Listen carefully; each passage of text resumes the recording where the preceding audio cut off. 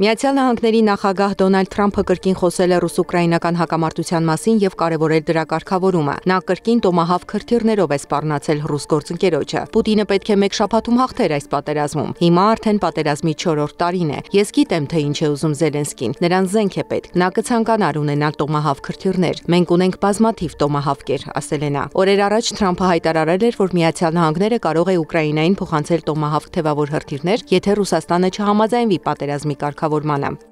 Միացյալ Նահանգների նախագահը սպառնացել է նաև BRICS-ին միանալ ցանկացողներին։ BRICS-ին միանալ ցանկացողներին ասացի՝ խնդրեմ, միացեք, բայց ձեր ապրանքների համար մաքսատուրքեր կսահմանեմ։ Բոլորը հրաժարվեցին եւ այլևս չեն խոսում BRICS-ի մասին, ասել է Թրամփը։ BRICS-ը 10 երկրից կազմված միավորում է, որի անդամ են Բրազիլիան, Ռուսաստանը, Հնդկաստանը, Չինաստանը, Հարավաֆրիկյան Հանրապետությունը, Արաբական Միացյալ Էմիրությունները, Իրանը, Եգիպտոսը, Եթովպիան եւ Ինդոնեզիան։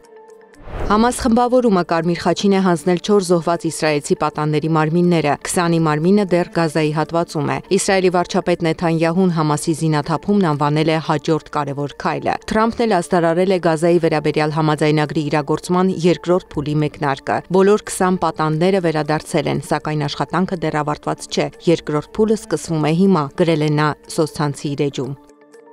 Պակիստանի բանակը հարձակվել է Աֆղանստանում ահաբեկիչների դիրքերի վրա՝ ի պատասխան պակիստանյան անցակետերի վրա հարձակման։ Հաղորդվում է, որ երկու կողմն էլ օգտագործում է ծանր զենք։ Աֆղանստանի նախագահի մամուլի խոսնակը հայտարարել է, որ Ղանդահար նահանգի հրետակոծության հետևանքով առնվազն 12 մարդ է զոհվել, 100-ից ավելին վիրավորվել է։